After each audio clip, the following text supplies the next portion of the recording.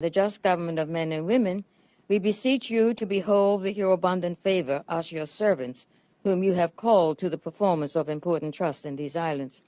Father, let your blessing descend upon us here assembled, and grant that we may treat and consider all matters that shall come under our deliberation in so just and faithful a manner as to promote your honor and glory, and to advance the peace, prosperity, and welfare of these islands and of those whose interests you have committed to our charge. And this we beg in the name of Jesus Christ. Amen. May the grace of our Lord Jesus Christ and the love of God, the fellowship of the Holy Spirit, be with us all evermore. Amen. Please be seated.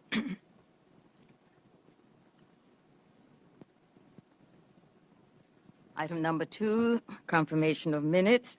Senator Michelle Simmons, Vice President of the Senate, you have the floor. Good morning, Madam President. Good morning. Thank you very much.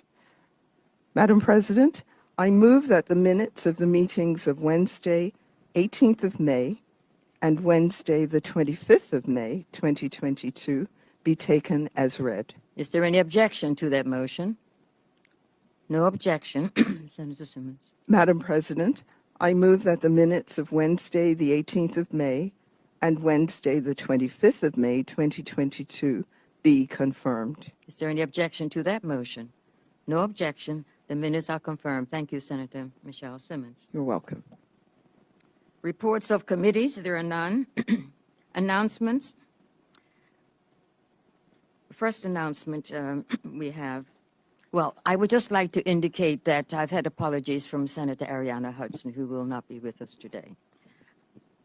The announcement is for the Air Navigation Fees for Certificates and Services Regulations 2020, and that's in the name of Senator Dr.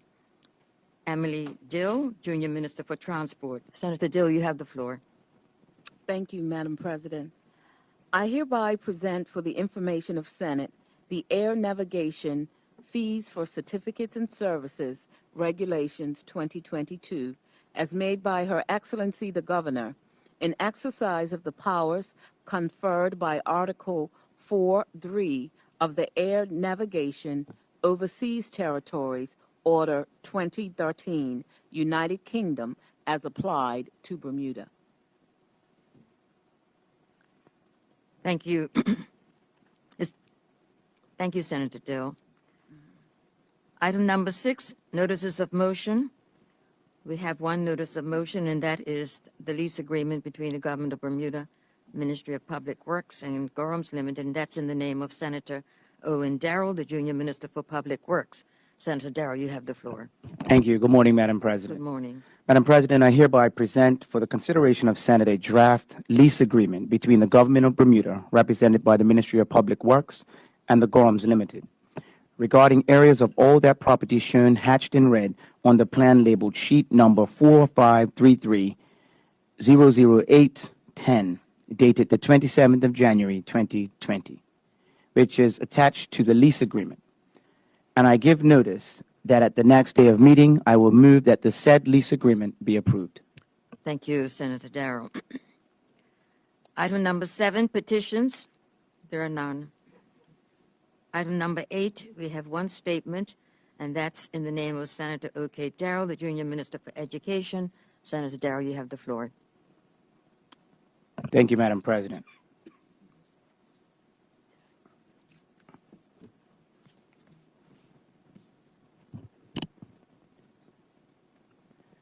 Madam President, the statement that I'm going to read this morning is titled, "The Bermuda College Graduates Class of 2022." Madam President, this morning I would like to share with the Senate information about the recent graduation event at the Bermuda College and provide details of this incredible class of 2022. Madam President, like most universities and colleges, commencement represents the culmination and highlight of the academic year for the Bermuda College. Bermuda College's commencement also marks the start of the graduation season in Bermuda. This year, for the first time since the start of the pandemic, the Bermuda College has had a face-to-face ceremony. It returned to the Big Tent on its sports field with entrepreneurs, authors, and community activists, Ms. Kristen White as the commencement speaker. The graduate's address was delivered by Ms. Soleil Graham, who is a dual enrollment student from the Barclay Institute, who received her Associate of Science in Pre-Med. Madam President, I am proud to note that there were 93 graduates, with a 47% of the class of 2022 graduating with honors, either with merit, with the GPA from 3.0 to 3.49, or distinction, which is a GPA of 3.5 to 4.0 status, and the Associate of Arts or Business Administration program, producing the largest graduating group with 23 graduates. There was also one student, Mr. Isaiah Cabral, who earned both his Associates in Science and Actuarial Science and his Associate in Arts, Business Administration. Madam President, please indulge me at this time to share the number of graduates for other programs represented on the graduation list, which include the following: the Division of Arts and Science. The Associate of Arts had 8 graduates. The Associate of Arts, well, the first one was Art and Design. The Associate of Arts had 15 graduates. The Associate of Arts Early Childhood Education had 2 graduates. The Associate of Arts and Science had 2 graduates. Associate of Science had 3 graduates. Associate of Science, which is Actuarial Science, had 3 graduates. Associates of Science in Education had 2 graduates, and the Foundation Diploma Program from the UK had 1 graduate. The next is the Division of Business, Hospitality, and Technical Education. The Certificate for Accounting Technician had 1 graduate. Certificate in Applied Science Technology had 5 graduates. The Certificate in Electrical Wiring Technology had 2 graduates.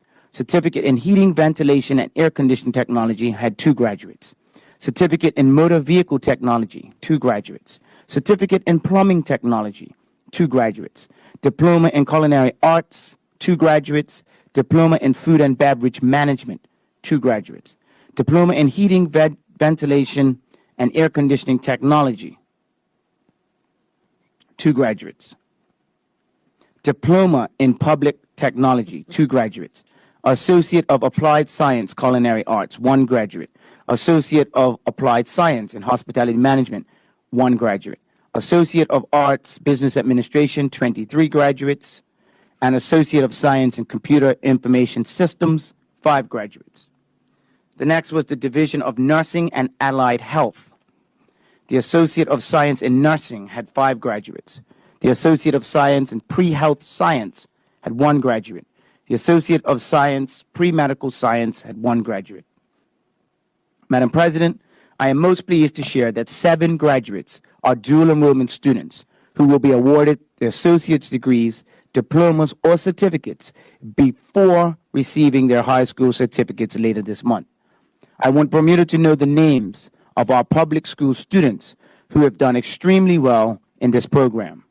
From the Barclay Institute, there are Jaden Anderson, Certificate in Applied Science Technology, Soleil Graham, Associate in Science in Pre-Med, and Callan Richardson, Associate in Science in Actuarial Science. And from the Cedar Bridge Academy, we have Jakai Barkley, a Certificate in Applied Science Technology, Rikus Simmons, Diploma in Culinary Arts, Joshua Vieira, a Certificate in Applied Science Technology, and Aaron White, Certificate in Applied Science Technology. 254 awards were earned from PACE, the Professional and Continuing Education Division, including 73 City and Guilds Employability Skills Certificates and 10 Nursing Assistant Certificates, also from both public senior schools. Madam President, other outstanding award recipients include the Most Outstanding Arts Graduate, Mr. Caleb Scott and Aaliyah Lee. Most Outstanding Actuarial Science Graduate, Mr. Isaiah Cabral. Most Outstanding Education Graduate, Millie Robinson. Most Outstanding Early Childhood Education Graduate, Marina Shaw. Most Outstanding Science Graduate, Soleil Graham. Arts and Science Distinguished Dean's Award, Maya Piart. Overall, Most Outstanding Division of Arts and Science Award Graduate, Mr. Isaiah Cabral. Most Outstanding General Business Graduate, Rikai Burrows. Most Outstanding Management Graduate, Amber Furtado. Most Outstanding Accounting and Finance Graduate, Mr. Isaiah Cabral. Most Outstanding Information Technology Graduate, Josiah Johnston. Best Culinary Arts Graduate, Undua Ford. Business and Hospitality Dean's Award for Excellence, Miguel Simas. Most Outstanding Plumbing Graduate, Takai Ball. Most Outstanding Computer and Programming Graduate, Jaden Anderson. Most Outstanding Materials and Mechanics Graduate, Aaron White. Most Outstanding Electrical Electronics Graduate, Jakai Barkley. Director of Nursing and Allied Health Leadership Award, Ms. Rhonda Lynn Tacklin. Excellence in Clinical Nursing Practice Award, Riley Mello. Nursing Impact Award, Charlie Simons and Wanda Trot Murray. Nursing Academic Achievement Award, Judith Shakir. And the Allied Health Academic Achievement Award, Ms. Soleil Graham. Madam President, I'd also like to take this opportunity to congratulate the 9 students who graduated with their bachelor's and master's degrees through the partnerships that Bermuda College has with Mount St. Vincent University, Miami University, respectively. There were 6 Mount St. Vincent students who completed their Bachelor of Business Administration degrees in association with the Bermuda College, and 3 students who completed their Master's in Special Education with Miami University. Madam President, I ask that you, as well as the other members of the Senate, join me in congratulating the Bermuda College class of 2022 who discovered and followed their path at the Bermuda College. Thank you, Madam President. Thank you, Senator Darrell.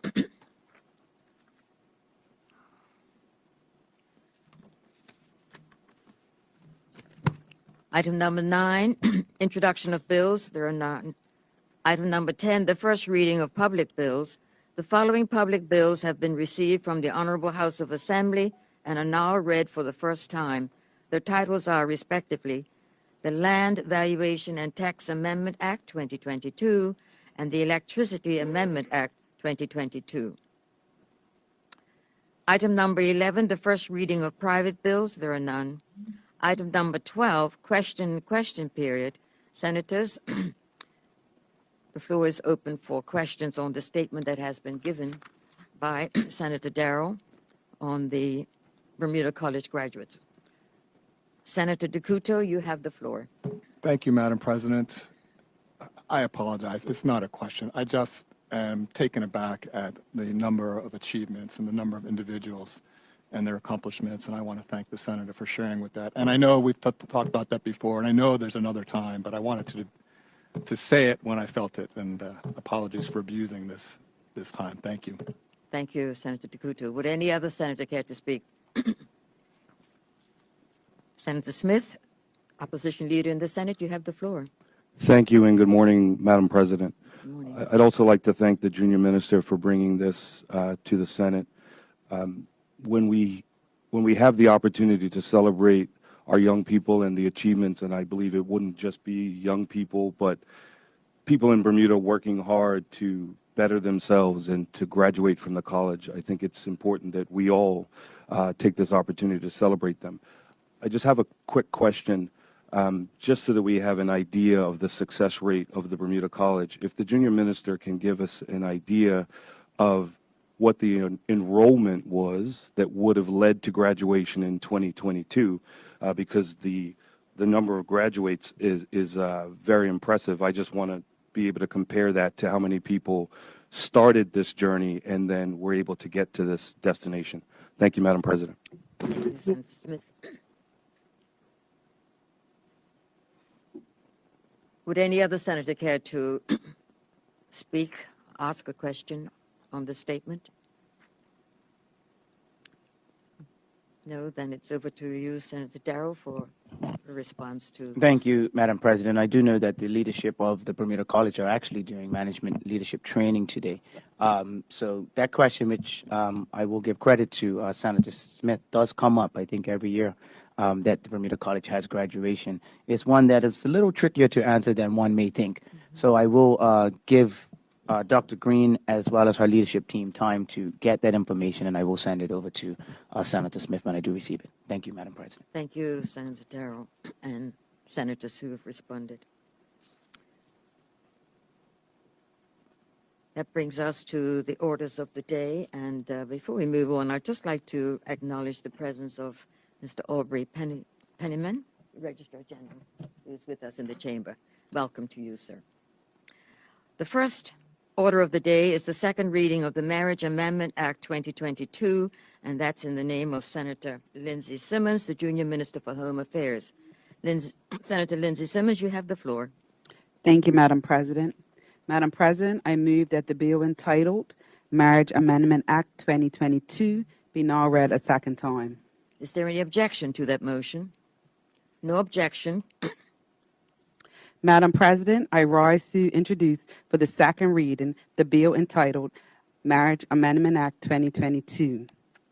The bill seeks to, 1, provide for the appointment of the deputy registrars to perform certain functions of the registrar under the Marriage Act 1944, the Principal Act, and 2, amend the Principal Act and the Domestic Partnership Act 2018 to extend the hours within which marriages can be contracted and domestic partnerships can be formalized before the registrar.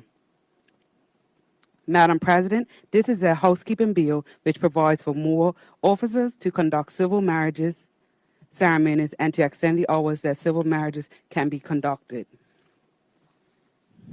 Madam President, currently civil marriage ceremonies may only be contracted before the Registrar General or the Assistant Registrar General. However, with the expansion of venues where a civil marriage ceremony can now be performed at locations outlined in the Marriage Alternative Approved Locations Regulation 2016, greater demand has been placed on the Registry General staff to get these designated locations, especially where more than 2 marriages are scheduled back-to-back at various venues. Also, there is a challenge when a couple desires their civil marriage ceremony to be held on a date and time when both the Registrar General and the Assistant Registrar General are not available to perform the ceremonies at the scheduled time.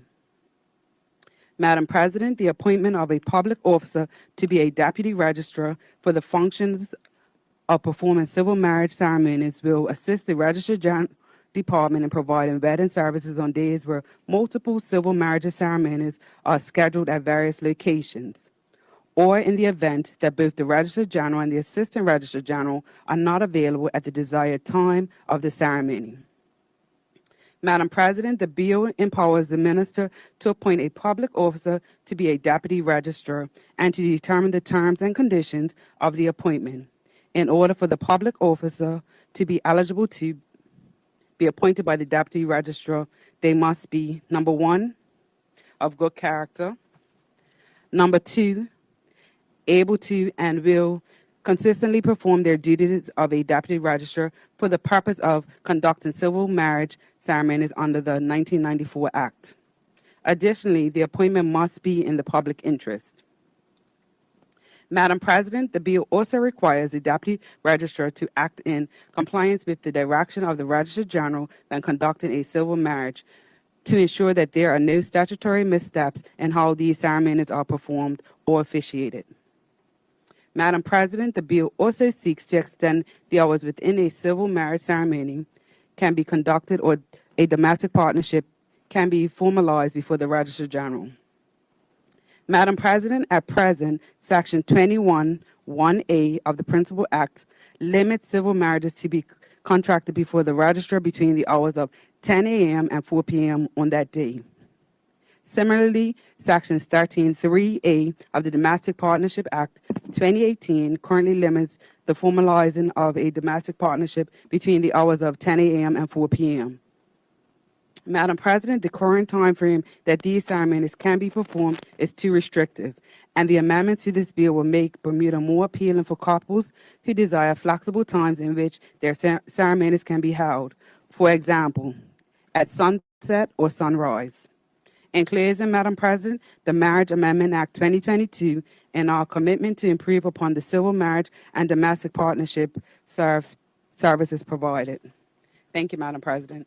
Thank you, Senator Lindsey Simmons, Junior Minister for Home Affairs. Would any senator care to speak on this bill? Yes. Senator Tucker, Robin Tucker, you have the floor. Thank you, Madam President, and thank you to the Junior Minister for bringing this bill to us today. I can say that the opposition is in support of this bill. It is, as the junior senator did express, it is a purely housekeeping bill. I do have a question, though. I would like to know that, as the junior minister did mention, that these changes would be helpful in making us more appealing as a destination location.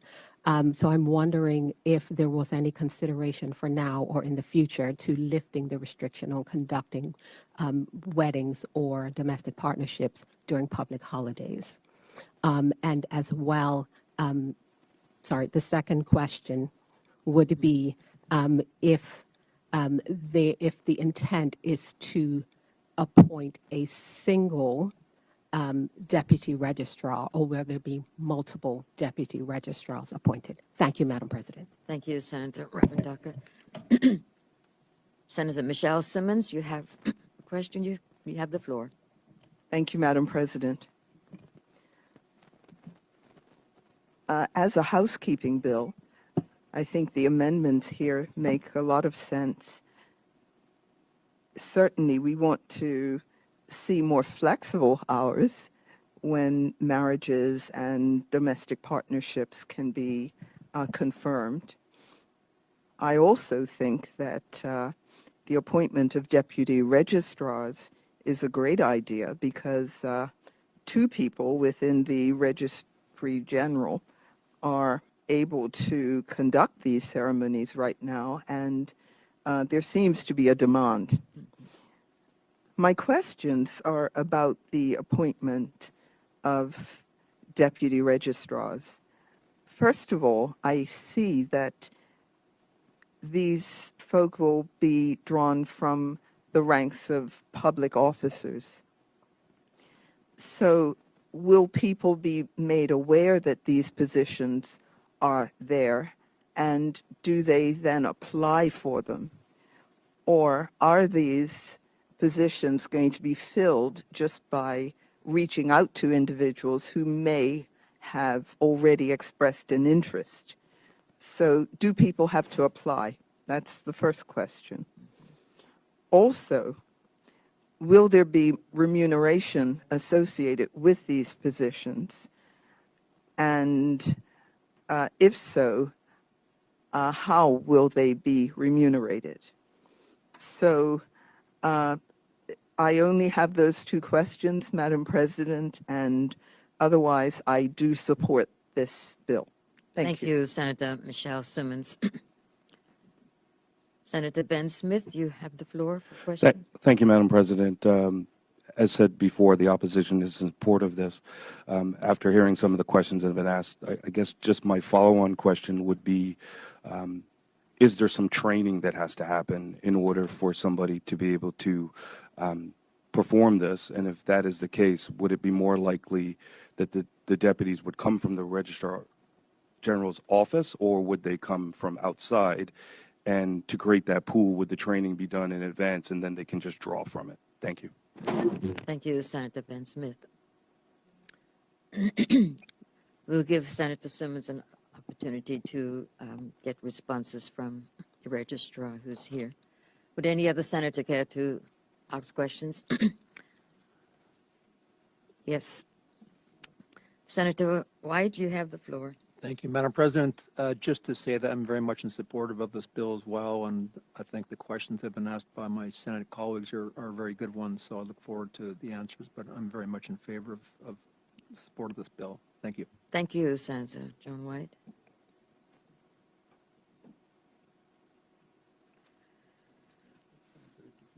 Beg your pardon, Senator Dakota. I see you. You have the floor. Thank you, Madam President. Just to reiterate, we do support, of course, as my colleagues have already said. One question is, how long would the appointments be for, and how would they be managed or revoked? Thank you. Thank you.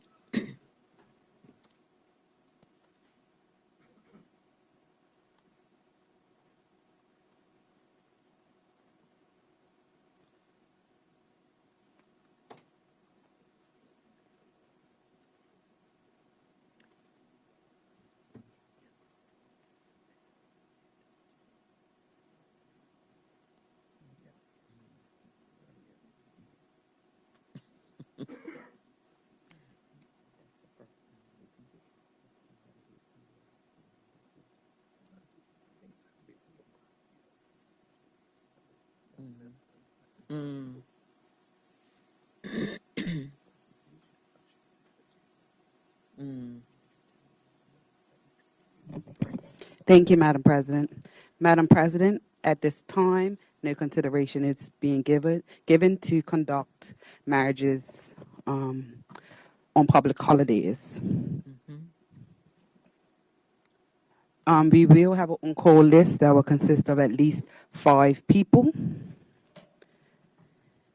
And no, they won't be paid because it's a volunteer position. The only time that they will be paid is on a Saturday, but these are public officers that are managers or directors or above, so they will already be paying and they'll be volunteering to do these jobs. And yes, they will be trained as we do train now, and they will be trained before they could perform a wedding. And they are volunteer positions, so they will be on there indefinitely unless they decide to step down or the registrar feels that they are not performing their duties, then they will be revoked and we would fill their position. Thank you, Madam President. Thank you, Senator. Senator Tucker, you have a third question? Because you did ask two. Or A supplementary. supplementary. You have the floor. Sorry, I just have a supplementary question. As it relates to the positions being volunteer, if the junior minister could just clarify if there is any incentive that will be given to people that will be volunteering their time to perform these tasks, any incentives at all, that would be helpful. Thank you, Madam President. Thank you, Senator Tucker.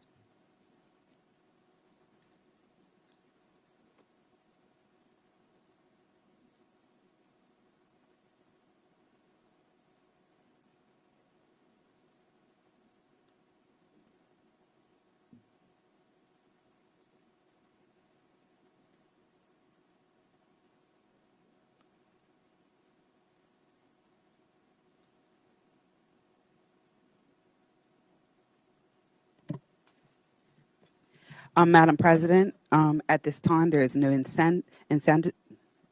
Sorry. There are no incentives for people to sign up, but we do have people that want to sign up already. So no, right now we're not giving any incentives for people to sign up. Thank you, Senator Simmons. You can then move on. Your second reading. Madam President, I move that the bill entitled Marriage Amendment Act 2022 be now read a second time. Is there any objection to that motion? No objection. Thank you. Madam President, I move that Rule 26 be suspended in respect of this bill. Is there any objection to that motion? No objection. Thank you. Madam President, I move that the bill do now pass. To the third reading. Madam President, I move that the bill entitled the Marriage Amendment Act 2022 be now read a third time. Is there any objection to the third reading? No objection. Thank you, Madam President. I move that the bill do now pass. It has been moved that the bill entitled the Marriage Amendment Act 2022 do now pass. Is there any objection to that motion? No objection. The bill is passed. Thank you, Senator Lindsay Simmons, and thank you all senators. We'll now move on to the second order of the day, and that is the Motor Car Liveries Amendment Act 2022, and that is in the name of Senator Reverend Dr.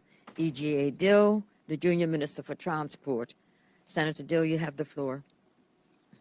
Thank you, Madam President.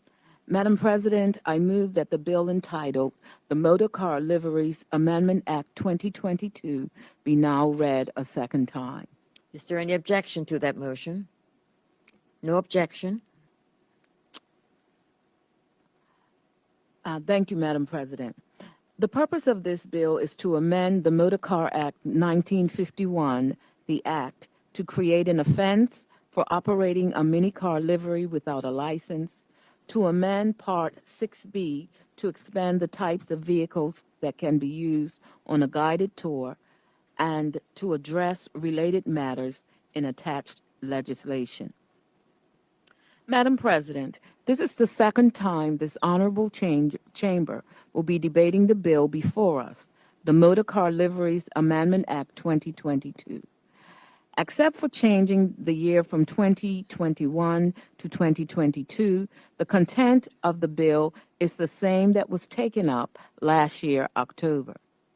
The bill aims to amend the Motor Car Act 1951 to create an offense for operating a mini-car livery without a license.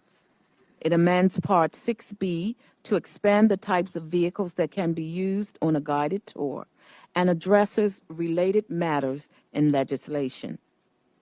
Madam President, members of this chamber may recall that the bill was taken up for debate within the Senate on October 6, 2021. At that time, the opposition put forward a motion for an amendment. The proposed amendment was for a new clause to be inserted, 10A.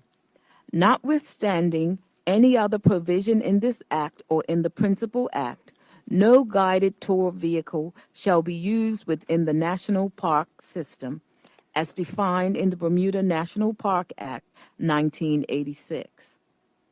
The narrative supporting the proposal was around the safety of the public and the protection of the environment. Madam President, despite being fully informed that there is an approval process for the proposed routes for guided tour vehicles, there are statutory protections for breaches in national parks, and the government has demonstrated that it is fully committed to protecting all aspects of the environment. The motion carried. The bill fell at the end of the parliamentary session in December 2021. Subsequently, the Ministry of Transport met with members of the Senate, environmental agencies, and members of the public to answer questions and address concerns about guided tour vehicle operations. Madam President, the proposed amendment would have meant that a tour vehicle would not be legally permitted to enter a national park. Madam President, you would be aware that public service vehicles, taxis, limousines, and minibuses take our visitors on tours that drive through and stop for a visit to our national parks. Our visitors experience flora, forts, beaches, historical artifacts, and the like. It is most unfortunate that the opposition put forward a proposal that was discriminatory toward guided tour vehicles, effectively rendering the service pointless, as they would not have access to the areas that we most want to showcase and that visitors come to Bermuda to see. Madam President, I look forward to this bill progressing since the Ministry of Transport is aware of an entrepreneur who is eager to operate a guided tour operation and waiting for the statutory changes so that their type of vehicle would be permitted to be licensed as a guided tour vehicle. Thank you, Madam President. Thank you, Senator Reverend Dr. Dill, Junior Minister for Transport. And before I open the floor to questions, I would just like to acknowledge the presence of the Acting Permanent Secretary, Mrs. Jasmine Smith. Welcome to you. Would any senator care to speak? Senator John White, you have the floor. Thank you, Madam President. I'm disappointed that having had an amendment made in the Senate last year to this bill, government is intent on bringing it back in its original form. I voted against this bill, and the same reasons I gave last year remain this year. Let me remind my Senate colleagues and listening audience of the reasons for my concerns. For starters, you may recall that there was a proposal in 2019, I believe it was, to have three-wheeled guided tours in Sandys Parish. Public consultation was sought and 636 submissions made by residents in confidential ballot form. Of those 636 submissions, only 2 were in support. 634 of the 636 residents were opposed to it. The solace that we all get from enjoying our national parks should not be at risk because of what this legislation will potentially do to infringe upon that. To be clear, this legislation may have the effect of permitting 3- and/or 4-wheeled vehicles to make guided tours within the Bermuda National Park system without limitation and leave the decision primarily up to a single minister or perhaps at most 2 ministers. Madam President, all Bermudians want from this legislation is simple wording to the following: that none of the provisions are meant to permit the guided tour vehicles to be used in a national park. Plain and simple.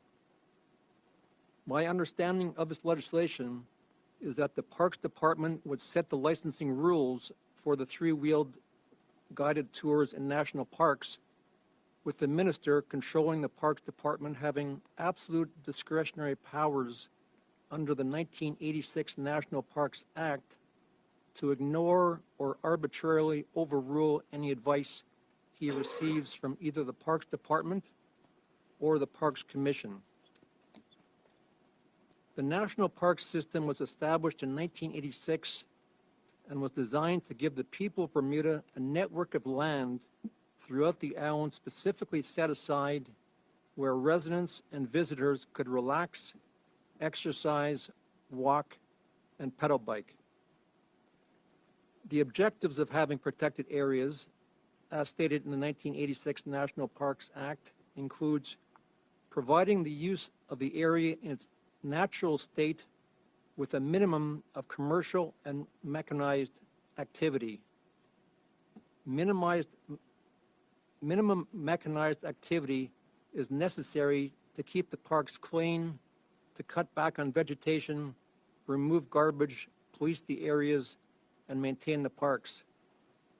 While all vehicles cannot be excluded entirely from access to national parkland, their use and further encroachment in parks must be strictly limited if the fundamental objectives of a national park system are to be protected and achieved for our resident users and visitors who seek a safe place to walk, exercise, and remain healthy and safe. I'm very disappointed, Madam President, that having modified the legislation a year ago to protect national parks for this generation and future ones, we are now faced with the potential noise pollution and reduced serenity in our national parks that so many Bermudians treasure. Thank you, Madam President. Thank you, Senator John White. Would any other senator care to speak? Senator DeCouto, you have the floor. Thank you, Madam President. Now, of course, I was not able to have the privilege of being here at the time last year where this was discussed in great detail. Of course, I have conferred with my colleagues and reviewed the Hansard, and Senator White before me has, I think, laid out really the salient points of the case, why we should not support this bill, which arrived here only 8 months ago and was not turned down by the Senate, but was in fact amended and sent back with amendments. It is really unfortunate because there was a clear path that could have been taken to avoid delay and protect Bermuda's natural environment, and the government was invited to take that path, but has chosen to instead add additional delay, to which I feel sorry for the entrepreneur, and ignore the collaborative feedback that was provided. Part of the bill is important, and it's the mini-car regulations. And as we did at that time, we still support those. But Senator White raises an important point about the protection of our valuable, shrinking, and frankly, irreplaceable parks, a major component of Bermuda's open spaces. We know people have made analogies between Bermuda and other countries. Country X has tours, country Y has tours. I myself have enjoyed tours on sand dunes in Oregon. But Bermuda is much smaller than those countries. We don't have that much open space. We are all living on top of each other. Things like the railroad trail and the parks are incredible gems, and it's important that we protect the encroachment on them. There's so little of that space, and it's vitally important to the nation that we protect it. And the government would argue that, but of course, the discretion of the minister would be wisely applied. But Senator White highlighted at least one example, but we know there's numerous fact patterns where this discretion is in fact ill-used. And I calculated out the percentage of those numbers that the senator called out. 99.7% people were opposed to the usage of the ATVs in the railroad trail. An environmental impact assessment was not performed, and the minister's ruling was actually in contravention of planning regulations. And luckily for the users of the railroad trail and those who like to enjoy the natural spaces, that was taken to court. So we actually fully support this legislation being successful to add to part of Bermuda's tourism product. And it's such an easy fix, and it could have been done a long time ago. And I think Senator White outlined that. So I would invite the government to withdraw this or take it back and apply that fix so that their entrepreneur can crack on and Bermuda's environment can be protected. And while we're talking about government processes and protection and entrepreneurs, I found it interesting to look today in the paper to see that the government failed to follow its own rules and processes, and a minister had taken a decision that is now going to go for review. Not only were they not following their processes and procedures, they were doing that to directly compete with entrepreneurs. So Senator Ducuto, you need to address the not something from the Royal Gazette that pertains to another issue. Okay, so the issue is the track history of this government in applying good discretion when it's been given too much discretion, and its support for entrepreneurs, which the government has stated as part of this thing. And we invite the government to correct the legislation to easily provide the required protections while supporting the entrepreneurs. Thank you, Madam President. Thank you, Senator Ducuto. Senator Michelle Simmons, you have the floor. Thank you, Madam President. It's already been stated that the 2021 version of this bill was debated here in this place on October 6, 2021. And at that time, I shared about 4 concerns that I had regarding the bill. First of all, I was concerned about protection of the national parks. Secondly, I was also concerned about who could operate these vehicles. Thirdly, I wasn't clear about whether these were the old ATVs that we had heard about or if it was a different kind of vehicle. And then finally, I was concerned about safety. Madam President, I'd like to address each of those. You certainly may. Since we had a briefing with the minister and his acting permanent secretary. And I'm afraid I can't remember when we had the briefing, but it was some time ago. Mm-hmm. But I found that briefing very helpful because it helped to clarify some of the things that perhaps had been misinterpreted. First of all, with regard to protection of the national parks, as I understand it, the impact on our national parks will be minimal because these vehicles, which are more in the form of tuk-tuks, I think I have that right, are not allowed to go off-road.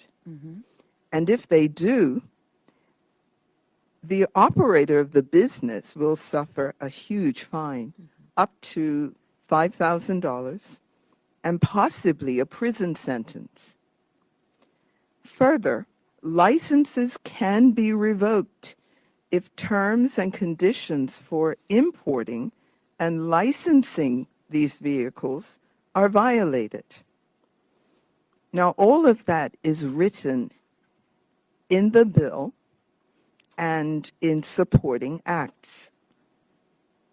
So the impact, as I see it, on the national parks will be minimal because these vehicles can only go as far as the parking lots of the national parks.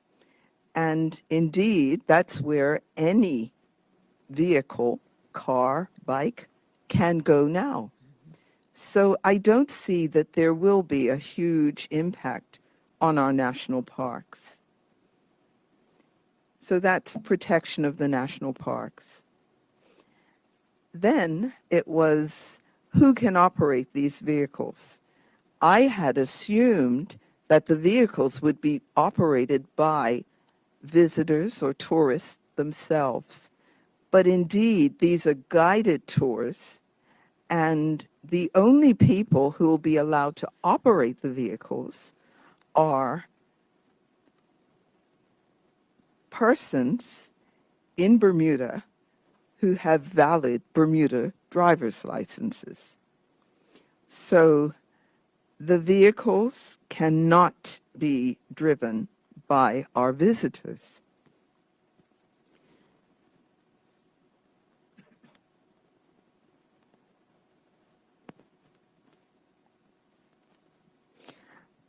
Thirdly, the issue of ATVs. As I understand it, this bill does not include the licensing of ATVs for these guided tours. There's a difference between the vehicles being proposed and the ATVs, which we know will cause a huge amount of noise and pollution wherever they go. As someone's already stated, as one of the senators has already stated, Bermuda is a small environment, and we know that ATVs produce a lot of noise. Noise pollution is of concern, but as I understand it, these are not ATVs. And then finally, safety. I believe that the issue of safety for me came up in October of 2021 when we were looking at how the guided tours would operate. But it appears that licenses for these tours will have to be applied for in advance to TCD, who will then license a particular tour to which the operator of the tour must adhere. So it's not like a tour operator can go wherever he or she wants to. They will have to apply in advance, and they will have to adhere to the route they've applied for. That route will be part of their license. And as I stated earlier, Madam President, licenses can be revoked if the tour operators do not adhere to the conditions of their license.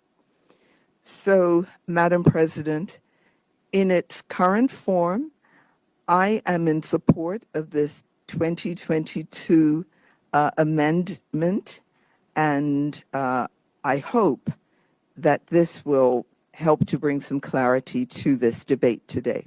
Thank you. Thank you, Senator Michelle Simmons, Vice President. Would any other senator care to speak? Senator Lindsay Simmons, you have the floor. Thank you, Madam President. I feel that my Senate colleague, Senator Simmons, pretty much took everything out of my head. She thoroughly went through and researched and was able to see that this bill has been, this amendment, sorry, is protected, and that that this bill is definitely different, Senator White, from the 2019 proposal. and it does not allow vehicles to go through the parks. Like Senator Simmons said, you have to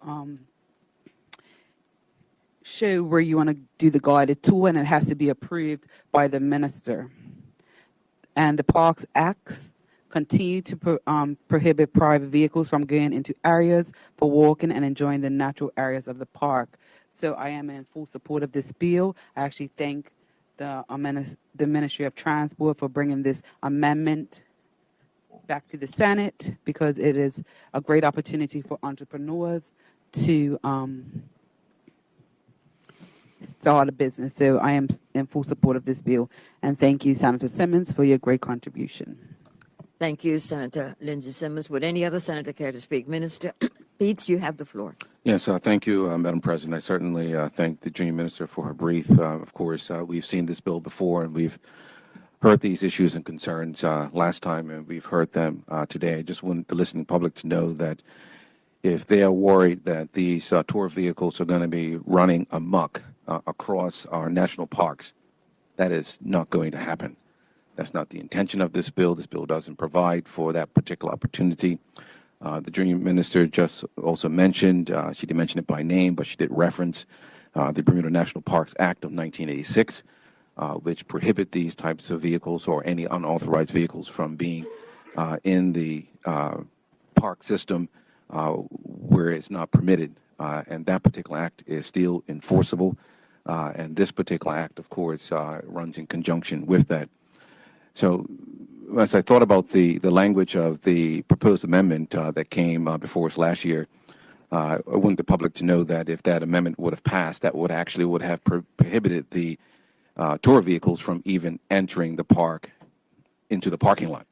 And if you can't get the tour vehicle into the parking lot, then what is the sense of actually having a tour? And that was what we were trying to explain last time when this bill was before us. So it's disappointing that even after this has been explained over and over, that particular information is still not really understood and readily understood by everyone. So this bill does not allow for these vehicles into the protected areas of the park. The requirement, of course, will require the tour operator to submit a plan. The plan has to be approved. I've spoken directly to some of our tour operators, particularly for the tuk-tuk, and they understand how important our national parks are. And their intention, of course, is to promote Bermuda, but also they are just concerned, as the rest of us, about protecting our open area and our parks. So I'm very, very confident that the minister and the ministry have done a very stellar job in ensuring that, one, of course, we can offer a new product to our tourists, but at the same time also to protect our parks and our environment. So I'm really, really happy that the Junior Minister presented the bill today. And I certainly want to congratulate the minister and his entire team on a very, very well-written bill for this particular act. Thank you very much, Madam President. Thank you, Minister Dr. Ernest Beats, government leader in the Senate. And before departing, would any other senator care to speak on the bill? Senator Ben Smith, opposition leader in the Senate, you have the floor. Thank you, Madam President. Madam President, as we were preparing for this debate today, you reflect on what we did in October last year, and then I was also part of the meeting when it was discussed with the Minister of Transport what the purpose of the bill was and what they were trying to achieve. And we also stated why we had the objections that we had. And really it was about trying to find a way to ensure that we were protecting the open space. Recalling the debate that happened last year, it was very specific that we were not looking to prevent entering into the park and being on the paved path of the park. The part that was always worrisome to us was coming off of that path. One of the things that is being brought up, and I'm continuing to hear it again today, it seems that we are looking at the specific entrepreneur that's brought the tuk-tuks into Bermuda. I don't believe the bill was written just for that specific entrepreneur, because it talks about three-wheel vehicles. It's identifying the different kinds of vehicles. So that particular entrepreneur has provided the route that they would like to take when they're using the parks. And for the vehicle that he specifically has brought into Bermuda, not only is he not interested in coming off the paved path, that's not what that vehicle was designed to do. So where Senator White brought forward what has happened in the past when a decision was made, I guess the first question that I'll ask for the junior minister, because it's the same question that I asked the minister, if the next entrepreneur comes forward and provides a route that comes off of the paved portion of the parks, because the vehicles that they would like to bring in create enjoyment for coming off of the paved portion, is it possible for the minister to approve that route? Because if that is the case, that was the crux of the amendment that was put forward. We did not want to stop the enjoyment of the parks. We did not want to stop an entrepreneur from moving forward. The only piece we were trying to protect is the future opportunity of somebody putting a route forward that comes off of the path.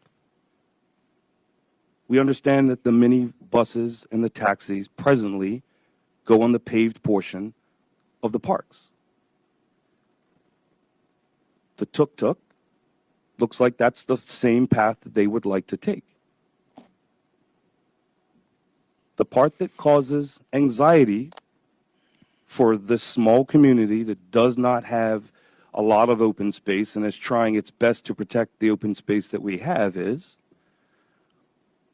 there an opportunity in the future for a guided tour to come off of the paved portion of the parks and go on to the unpaved portion? And all we're trying to do is make sure that that is not left up to discretion, because the present Minister of Transport has stated that he personally would not accept that. But in the future, do we have a minister who thinks that the entrepreneurship is more important than the environment? So all we're trying to do is get to the point of making sure that we are protecting those open spaces for the future generations and for the people that like to enjoy open spaces. So if the junior minister can tell us that the answer to that question is, it is not possible for the minister to approve a route that comes off of that path, then we will support the bill and gladly move forward. But if that is not the case, then we have to reject the bill. Thank you, Madam President. Thank you, Senator Ben Smith. Would any other senator care to speak on this bill? Hearing none, then, Senator Dill, it's over to you for a response. Thank you, Madam President, and to my Senate colleagues. I'd like to thank you for the questions that you have raised today, and I would certainly hope that we could allay any fears that you have.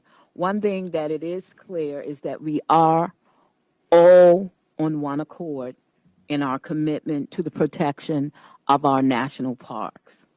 With regard to the concerns that have been raised, it is important to note that there is a difference between the 2019 proposal and what is before us now.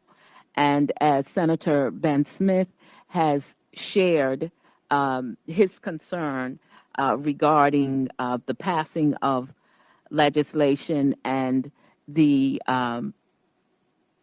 jurisdiction of the minister to be able to approve a route that would allow vehicles to go onto the greener parts of the national parks and the areas which have been raised today. The minister does not have that jurisdiction. No route that proposes to go off the paved road will be approved. The Ministry of Transport is committed to not approving any routes that are protected.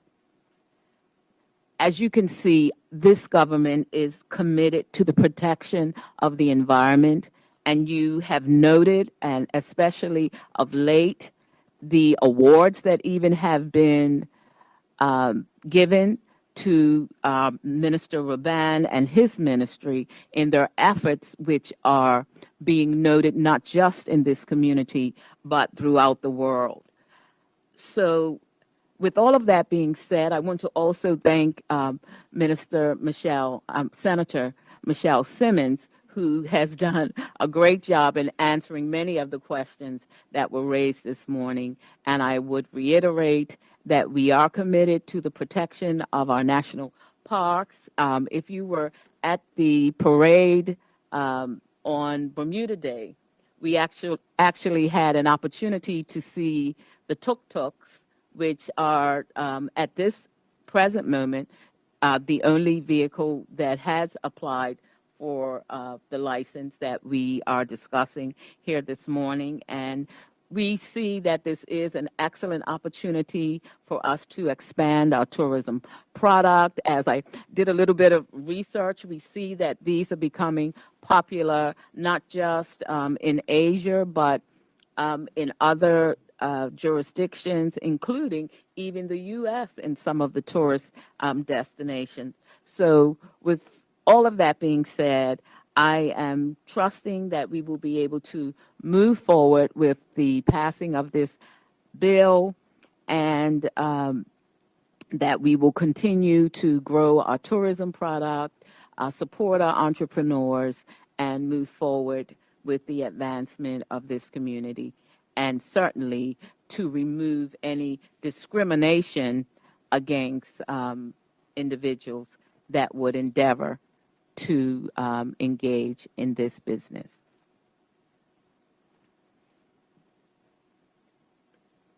Thank you, Senator Dill. And then with that, you can do the second reading of the bill. Okay. Madam President, I move that the bill entitled the Motor Car Liveries Amendment Act 2022 be now read a second time. Is there any objection to that motion? No objection. Madam President, I move that Rule Number 26 be suspended in respect of this bill. Is there any objection to that motion? No objection. Madam President, I move that the bill entitled the Motor Car Liveries Amendment Act 2022 be now read a third time. Is there any objection to that motion? Yes, Madam President. Because I'm not certain that the answer is that the minister cannot approve the route, I object for the bill to be read a third time. Any other objections to the bill being read a third time? Senator Smith, Senator Tucker, Senator White. In that case, we will have to take a vote. Madam President,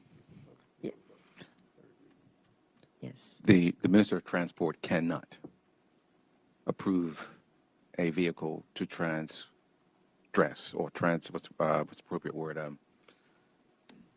Right. That particular ability and discretion does not fall with the Minister of Transport. He cannot approve a vehicle to go off of the main road into a protected area. Minister Pete, so we do have 3 objections, and we will take a vote. The 3. Sorry. I'm saying that Can we? Madam President? Senator Dill. under the procedures of Standing Order 35, we should point out that if there are 3 objections on the third reading of a bill, then under Standing Order 35, if at least 3 members object to the motion for the third reading, in which case the third reading shall be deferred to the next day of meeting. So that is Standing Order 35. Okay, so with 3 objections on the third reading, by rule, the third reading would be carried over to the next day of meeting. That is, unless you want to suspend Standing Order 35. So, Madam President, unless you suspend Standing Order 35 in this case. Yeah. Madam President, can I make a motion to suspend You Rule 35? may, yeah. Okay, let me just notice the senators objecting, Senator Smith, Senators White, and Senator Tucker. Yeah. And Senator DeCouto? Yeah, so that was 4. They're objecting on the third reading. Okay? Mhm, yeah. So that's settled there. Okay, so now we have Suspension of the third reading. Senator, That's Minister Peets.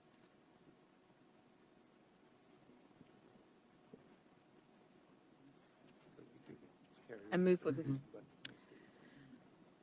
Senators, the situation at the moment is that 4 people have objected to the third reading, and Minister Peets, the leader of the government in the Senate, has suggested a suspension of Rule 35. Rule 35. Standing Order 35. And so therefore, we will take a vote on suspension. he's got to move the motion. You're going to move the motion to suspend Rule. Yes, that would be, you move the motion to suspend. He did. Yes. He did. Yes. I second it. No, it doesn't need to be seconded. It doesn't need to be seconded. We take a vote on it from the senators. The effect is suspending. Then proceed to the third reading again, and we could vote on that then.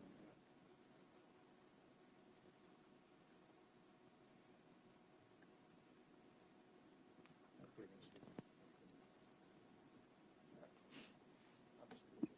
This doesn't happen often, so. You want to read that? Oh, okay.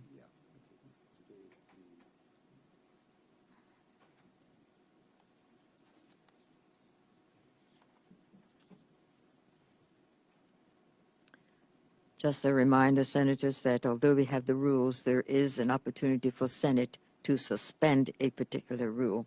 And so this is what is taking place at this time for the listening audience to understand that there has been a motion to suspend Rule 35, which will allow us to proceed with it to the third reading, but we will take a vote on it.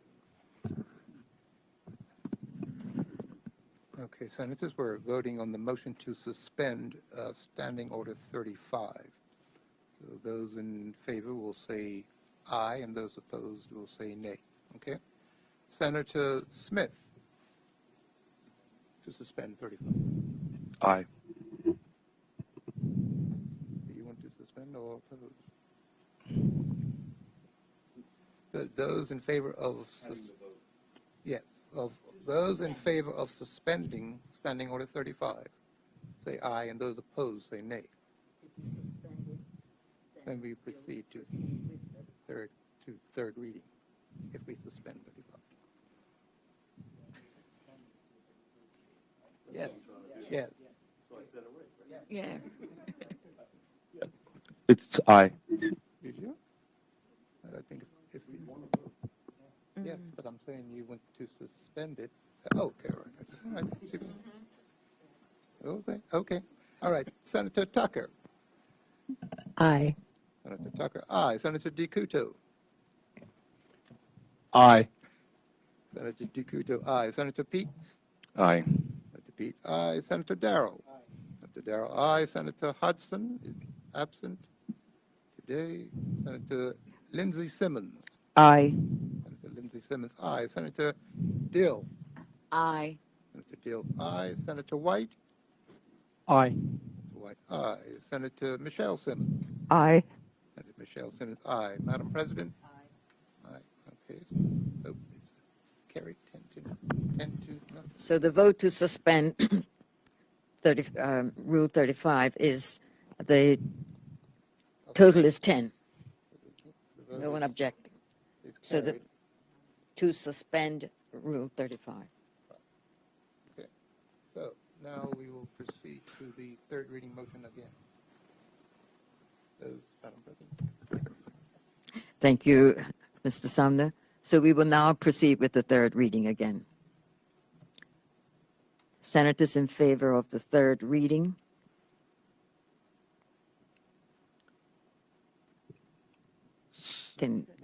Sorry, Madam Senator President. Dill, you need to move the third reading again. Okay. Madam Senator Dill. President, I move that the bill entitled the Motor Car Liveries Amendment Act 2022 be now read a third time. Is there any objection to that motion? Yes, Madam President, we object on the grounds that a minister can approve a route that would go off of the paved portion of the parks. Not necessarily the transport minister, but we want to put that protection in, so for that reason, we object. Thank you, Senator Ben Smith. Would any other objections? Senator Robin Tucker, Senator DeCuto, and Senator White. We will now take a vote on the third reading.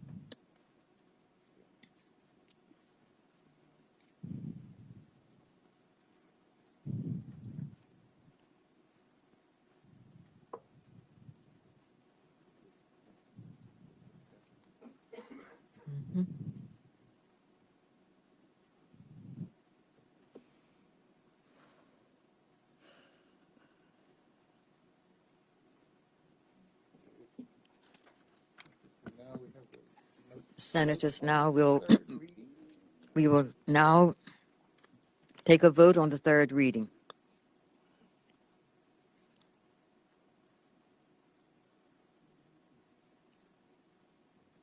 And Mr. Sumner will call names.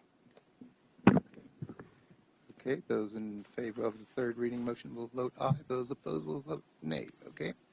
So, Senator Smith. Nay. Senator Smith, nay. Senator Tucker. Nay. Senator Tucker, nay. Senator DeCuto. Nay. Senator DeCuto, nay. Senator Peets. Yay. Senator Peets, aye. Senator Darrell. Aye. Senator Darrell, aye. Senator Hudson is absent. Senator Lindsey Simmons. Aye. Senator Lindsey Simmons, aye. Senator Dill. Aye. Senator Dill, aye. Senator White. Nay. Senator White, nay. Senator Michelle Simmons. Aye. Senator Michelle Simmons, aye. Madam President. Aye. Madam President, aye. And, 6-4, so the third reading is affirmed by 6 votes to 4. Senators, the third reading is affirmed by a vote of 6 ayes and 4 nays. So the vote is carried. The third reading will proceed. Madam President, I move that the bill do now pass. Is there any objection to that motion? No objection. The bill is passed. Thank you, Senators.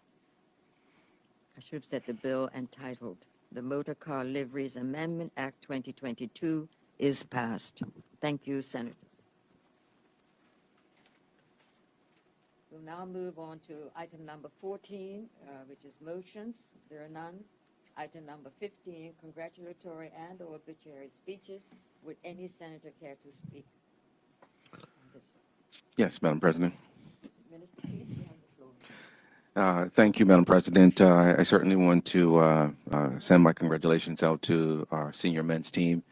They lost yesterday, of course, in Guyana. Unfortunate to that, but I want to congratulate Dante Leverock in particular. I received a phone call from my son. He's a football player and loves football and has aspirations one day to represent Bermuda. And my son called me on WhatsApp video. He was just so ecstatic yesterday watching one of his local heroes in Dante Loverack score yet again another international goal. And so I just want to let Dante know, as well as all of our other athletes who represent our country, your performance on the field or in the pool or on the track certainly is inspiring, not just to us, but particularly to the younger generation who are coming on behind you. So congratulations, but also want to say a huge thank you to the Minister of Health and her entire team. They really, really helped the Bermuda Football Association regarding the match with Haiti just a few days ago. I know the Department of Health presumably is dealing with a lot of issues every single day to keep this country safe and to keep us healthy. And they probably don't get as much credit as they should. But I personally want to extend to them my heartfelt thanks for all of the support that they gave, not just on that instance, but what they do every single day, including nights and weekends. So thank you very much. I want to express my heartfelt gratitude to them. Thank you for an opportunity to speak. Thank you, Minister Peets. Would any other senator care to speak? Senator Michelle Simmons, you have the floor. Thank you, Madam President. I'd like to associate myself with the remarks that Minister Peets just made about the Bermuda men's football team. I saw the goal that Dante Loverack scored, and it was such a beautiful goal. I mean, I don't know how he did it. It was athletic. It was almost like watching a gymnast score. So well done, Dante, and well done to the men's football team. I also, Madam President, would like to ask for us to join and send condolences to the family of the late Mrs. Elizabeth Betty Kawili. She was a devoted mother, also a veteran educator, author, former president of the Bermuda Union of Teachers. Her family described her as being patient but principled, and her students describe her as being calm and very gentle. That was Mrs. Kawili. She served as BUT president between 1948 and 1949, and was the second female to hold that post. Her husband Solomon is deceased, but I ask that we send condolences to her family, the former Chief Justice, the Honorable Dr. Ian Kawili and his wife Janet, and the Kawili daughters, Kathy and her husband Richie, and Sylvia. And finally, Madam President, I'd like for us to send condolences to the family of the late Mrs. Peggy Eloise Parfit. She was a direct descendant of King's pilot James "Jemmy" Darrell, who we've all heard about. And every year when we had a special commemoration to remember Jemmy Darrell in the cemetery at St. George's, Mrs. Parfit was there. I believe she was there 2 years ago when we had the commemoration prior to COVID. Maybe it's 3 years now. Gosh, time flies. But Mrs. Parfit will be missed, and we want to let her children, grandchildren, her sister, and all of her family know that we send our condolences to them. Thank you, Madam President. Thank you, Senator Michelle Simmons. Senator John White, you have the floor. Thank you, Madam President. I'd like to congratulate the participants who were in the Queen's Platinum Jubilee on Saturday morning. I had the pleasure and the honor of attending the event, and there were so many talented men and women who paraded in front of all the spectators along Front Street, and whether it be the regiment or the other services that performed, they did themselves very proud, and so doing the country as well. So I'd like to congratulate all those members who did such a great job. Thank you, Madam President. Thank you, Senator John White. Would any other senator care to speak? Senator Lindsey Simmons, you have the floor. Thank you, Madam President. I also would like to say condolences to the family of Peggy Parfit, who I affectionately call Nana Parfit. She's actually my aunt's mother-in-law.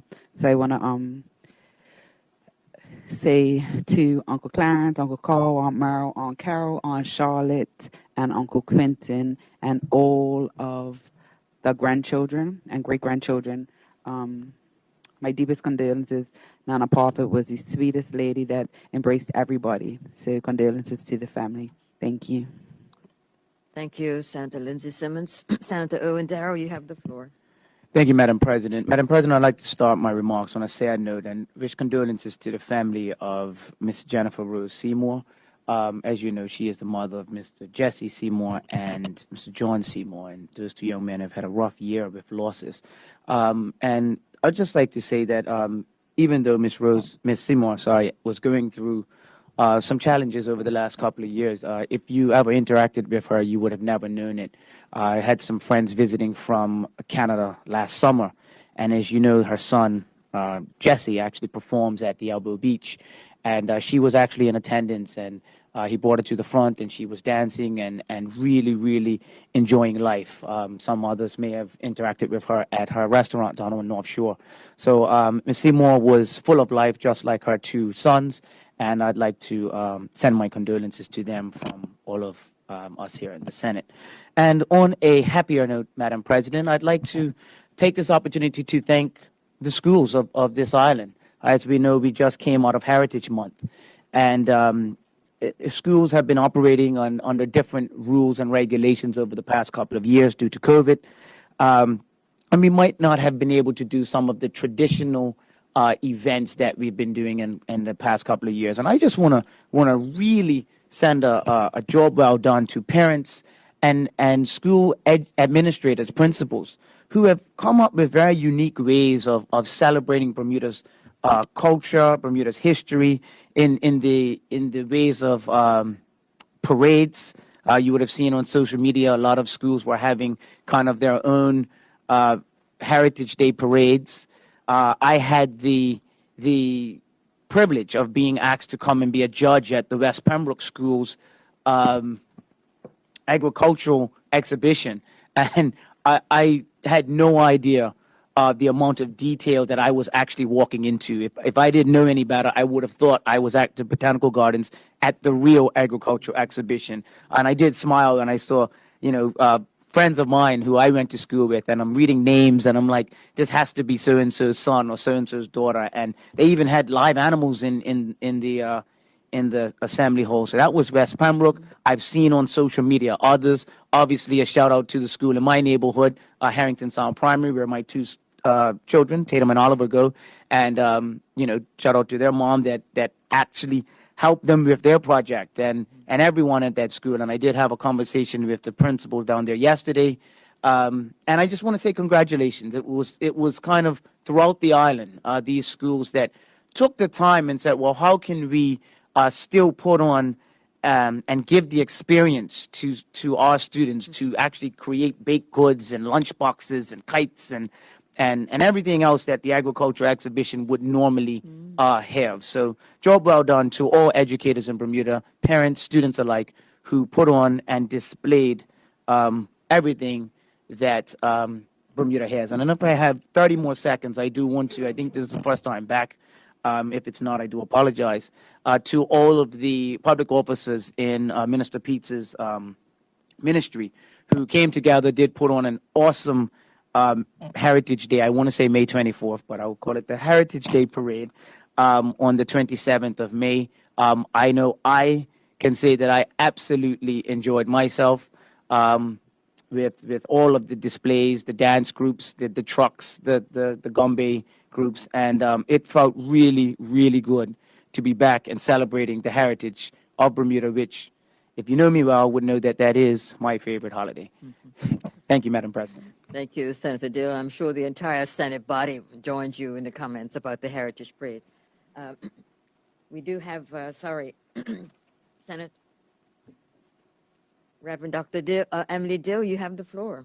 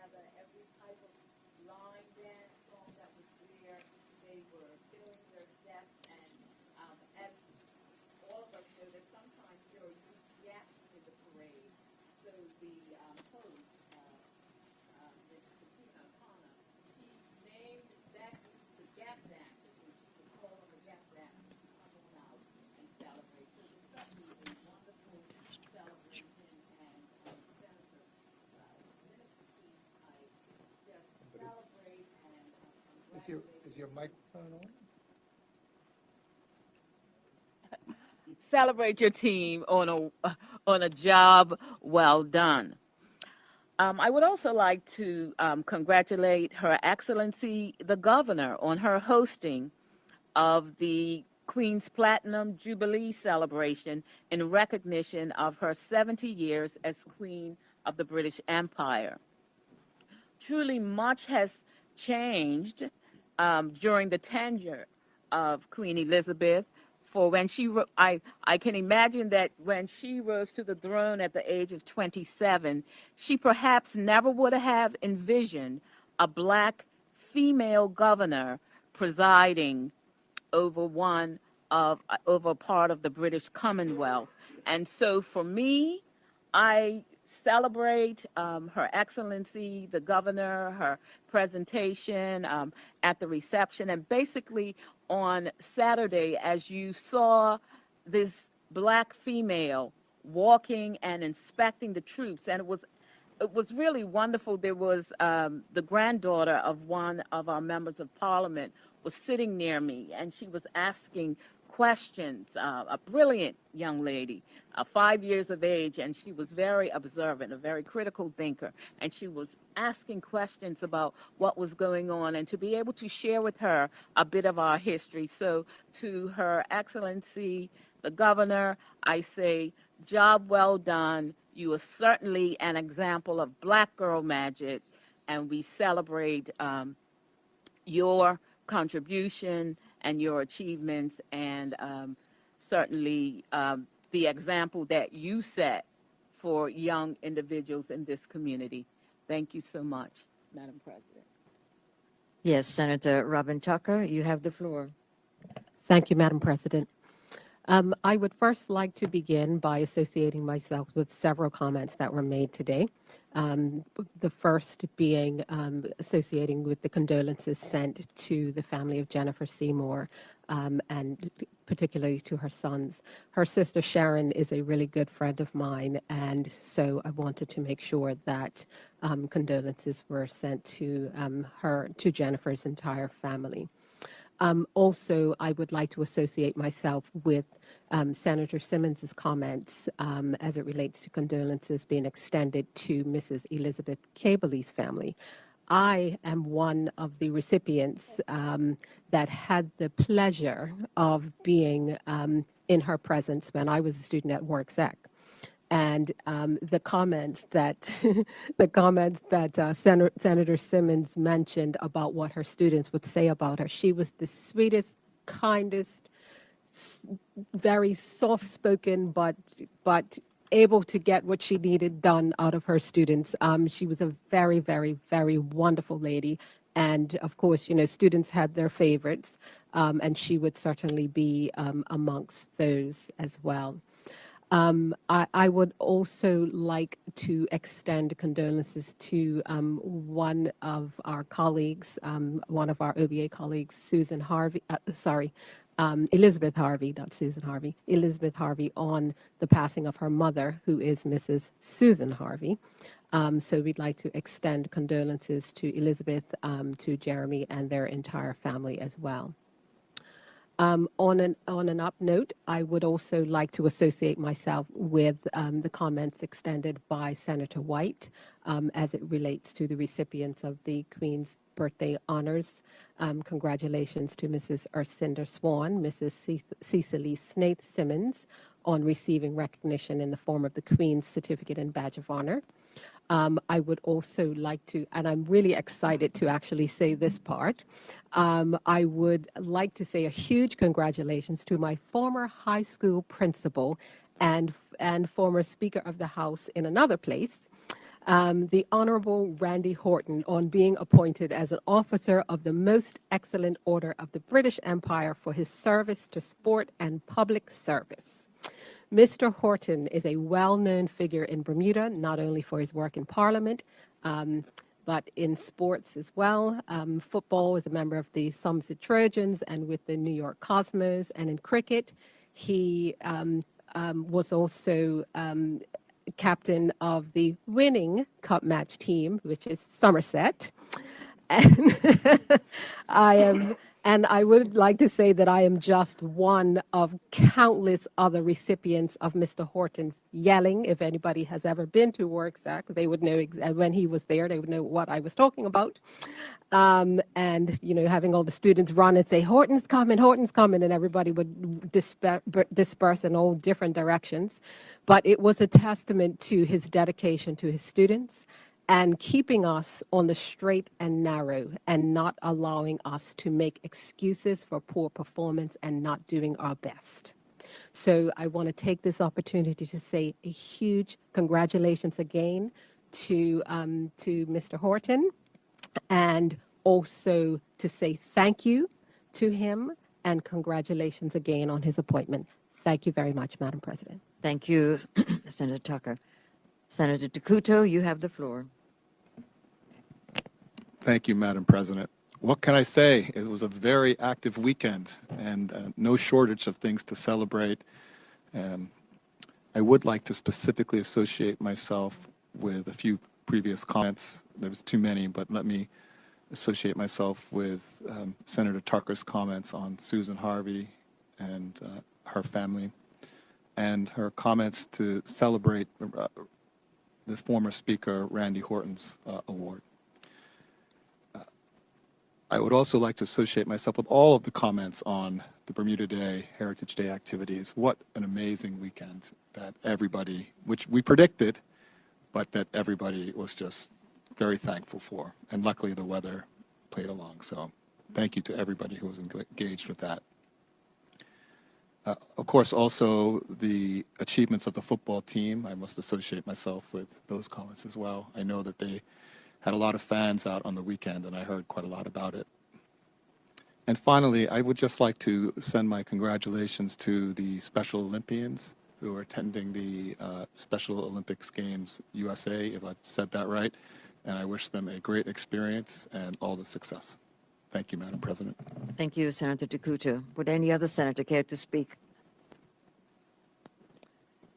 No, then I would just like to associate myself, first of all, with Senator Simmons on the condolences to the Cabley family. I certainly know the family quite well, and I'm sure that she is a great miss to the island, and she was a wonderful teacher. And much has been said, as Michelle Simmons has indicated.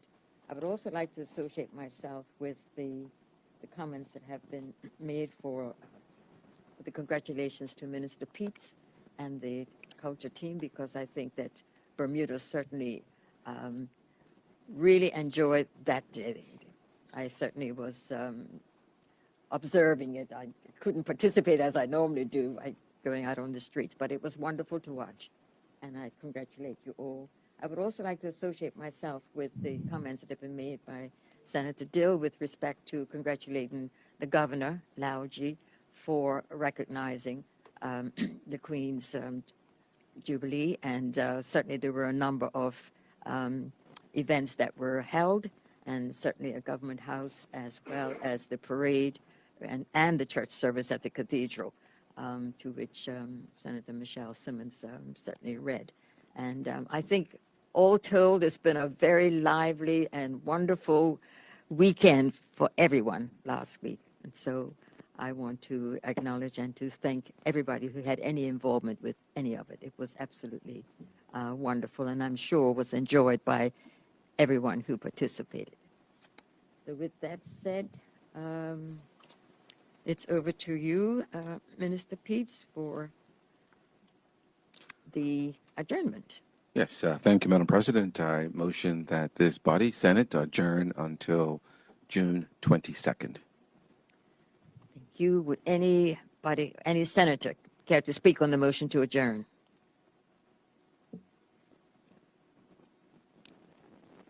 I could. Yes, all right. Minister Peets, it looks like, yes, you have the floor. Yeah, thank you, Madam President. I don't get a chance to read the daily often. I'm just really, really super busy. But I did catch the daily recently, and I was really overjoyed and really excited about the announcement that was in the newspaper regarding the new bank license for Jewel Bank. And that kind of sort of took me back a couple of years. And I just wanted to say how excited I am about this opportunity. Certainly, I believe that Bermuda would also agree that this is exciting news for the country. One of the things that really sort of stood out for me, and the reason why I was, really overjoyed and excited about it, I remember, one of the things that were part of the government's platform, which was, to create this new opportunity for investment, to sort of attract new investments and new jobs, and to, create an opportunity for all Bermudians to have a stake in this economy and be able to be a nation of owners. And I know that this digital bank is a key feature regarding the government's fintech strategy. So, I'm not a banker, by trade or by profession, but I would imagine, the diversification and the new opportunity that this digital bank brings is a huge development for the sector. So I'm just really excited. I think this is a really big win for Bermuda. I think this is a huge win for the government. And I certainly wish the very, very best to Jewel Bank and the entire banking sector. And I certainly encourage any young Bermudian out there, particularly if you're preparing for full-time employment, to explore the opportunities emerging from the fintech sector. So having said that, I just want to sort of congratulate the government, as well as the principals behind Jewel Bank, and to all those who aided in helping this come to fruition. This is a huge opportunity for the country, and I'm just really excited about the first new banking license in as many years it's been. It's been certainly a long time. So I just think this is a real huge opportunity for the country to really celebrate about a new development in the banking sector. Thank you very much, Madam President. Thank you, Minister Peets. Would any other senator care to speak? You made the motion. Fine. It's been a short meeting. Senators, the Senate stands adjourned till June the 22nd. Thank you for your participation today.